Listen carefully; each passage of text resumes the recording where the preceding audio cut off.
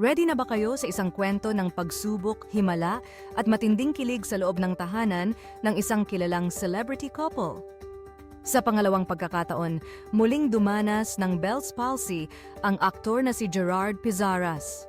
OMG mga kachika, hindi ito simpleng balita lang dahil ang unang atake niya ay noong July 31, 2004 at ngayon, June 20, 2025, tinamaan na naman. Pero this time, kanang bahagi naman ng mukha niya ang naapektuhan. Nakakaloka bes kasi noong 2004 kaliwa. Ngayon kanan naman at eto pa, 21 years after. Coincidence ba to o may meaning talaga ang number 21 sa buhay nila?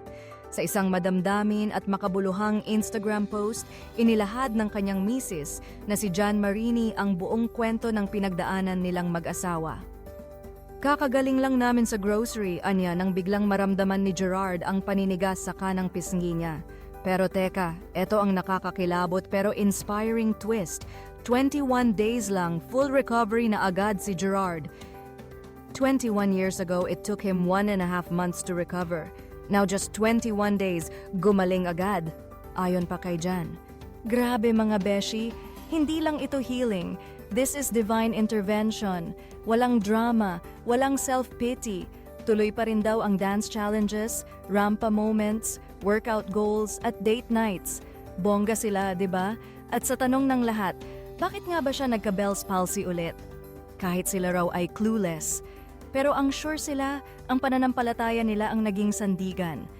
3 beses kada linggo ang acupuncture sessions ni Gerard, dagdag vitamins, at syempre, dasal, dasal, dasal. God is our ultimate healer, sabi pa ni Jan na super grateful sa kanilang healthcare team. Sa dulo ng kanyang post, may pa-Bible verse si Jan na talaga namang makapigil hininga. Proverbs 21:21. All glory to our Lord and Savior Jesus Christ, our ultimate healer. Hindi lang ito kwento ng karamdaman, ito ay kwento ng himala, ng tibay ng pamilya, at ng isang pag-ibig na kayang lampasan ng lahat. Kaya sa lahat ng dumanas ng pagsubok, tandaan, hindi ka nag-iisa, may pag-asa at may himala.